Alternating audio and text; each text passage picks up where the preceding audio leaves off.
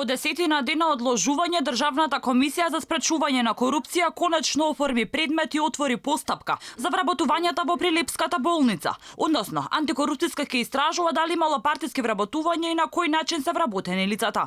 За објавувањето на така наречената бомба од ВМРО ДПМН за вработувањето во Прилепската болница за време на изборите.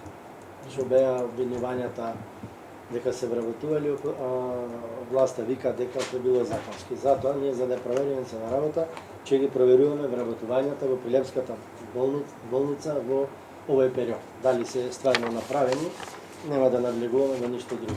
Дали има или не? Дали И има како или се не. направи? Од обвинителството пак велат дека ги следеле сите информации, но конкретно дали ќе отворат предмет под допрен глас за случајот не одговорија.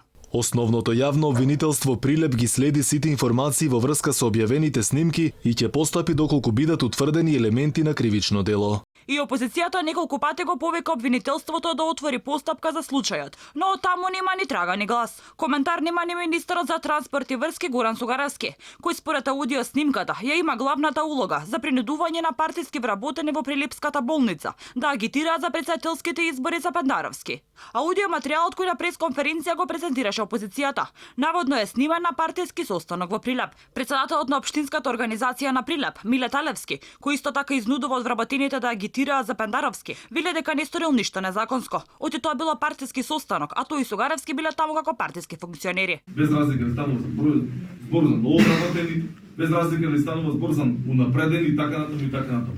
Оние луѓе кои што виделе бенефит од функционирањето на партијата на власт. Затоа, од ваша страна, сматете го тоа како наредба, како обврска. Имате овие обврски 6 недели да се посветите на партијата. Да дајте допринос, да дајте едно камче во целокупниот мозаик на партиското функционирање. Со секој ваш допринос кој што ќе биде побара на наша страна. ВМРО ДПМН за ваквиот скандал бара оставка не само од министерот Сугаравски, туку и на цела влада.